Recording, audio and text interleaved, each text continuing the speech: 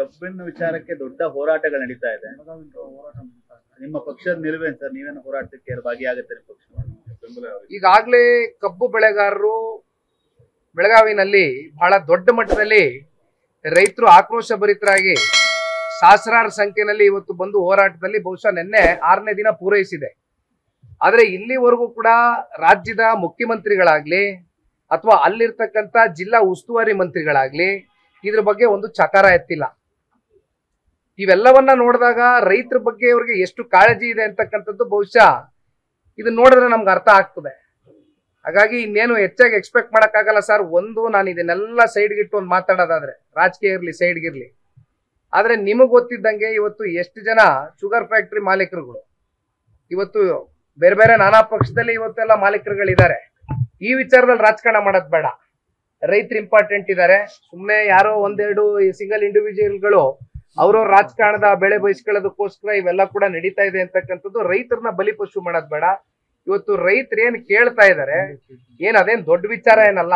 ರಾಜ್ಯದ ಮುಖ್ಯಮಂತ್ರಿಗಳು ಇದನ್ನ ಸಂಪೂರ್ಣವಾಗಿ ಇಲ್ಲ ಇದನ್ನ ರೈತರನ್ನ ಉಳಿಸ್ಬೇಕು ಅಂತಕ್ಕಂಥ ಮನಸ್ಸು ಮಾಡಿದ್ರೆ ಅವ್ರ ಕಡೆಯಿಂದ ಇಲ್ಲಿವರೆಗೂ ಕೂಡ ಒಂದು ಸ್ಟೇಟ್ಮೆಂಟ್ ಬಂದಿಲ್ಲ. ಹೊರಗಡೆ ಜಿಲ್ಲಾ ಉಸ್ತುವಾರಿಗಳು ಬಂದು ಇಂಟರ್ಫಿಯರೆನ್ಸ್ ಕೊಟ್ಟಿಲ್ಲ. ರೈತರಿಗೆ ಇಲ್ಲಪ್ಪ ನಾವು ನಿಮ್ ಜೊತೆ ಇದೀವಿ ಅಂತಕ್ಕಂಥ ಕನಿಷ್ಠ ಪಕ್ಷ ಬಂದು ಚರ್ಚೆಯನ್ನು ಕೂಡ ಮಾಡಿಲ್ಲ.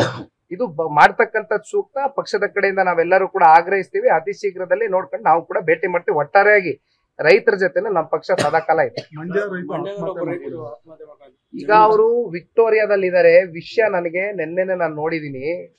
ಪಾಪ ಅವರು ಭೂಸ್ವಾಧೀನ ಆದಂತ ಸಂದರ್ಭದಲ್ಲಿ ಅವ್ರಿಗೆ ಲ್ಯಾಂಡ್ ಕಾಂಪನ್ಸೇಷನ್ ಸಿಕ್ಕಿಲ್ಲ ಅಂತಕ್ಕಂಥದ್ದು ಅವ್ರೇನು ಬಹಳ ಬೇಸತ್ತಿದ್ರು. ಅಲ್ದು ತಿರುಗಿ ಕೊನೆಗೆ ರಾಜ್ಯ ಸರ್ಕಾರ ಸ್ಪಂದಿಸ್ತಾ ಇದ್ದಿದ್ರಿಂದ ನಿನ್ನೆ DC ಕಚೇರಿ ಆಚೆ ಕಡೆನೆ ಆತ್ಮಹತ್ಯೆಗೆ ಶರಣಾಗಿರ್ತಕ್ಕಂಥದ್ದು ನಿಜಕ್ಕೂ ಈ ರಾಜ್ಯ ಸರ್ಕಾರದ ಮತ್ತೊಂದು ರೈತ ವಿರೋಧಿ ಈ ಒಂದು ಉದಾಹರಣೆ. ನಿನ್ನೆ ದಿನ KR ಪೇಟೆಯಲ್ಲಿ ನೋಡ್ತಾ ಇದ್ದೇವೆ. ಈಗ ಇಲ್ಲಿಂದ ನಾನು ಡೈರೆಕ್ಟ್ ವಿಕ್ಟೋರಿಯಾಗೆ ಹೋಗ್ತಾ ಇದ್ದೇನೆ.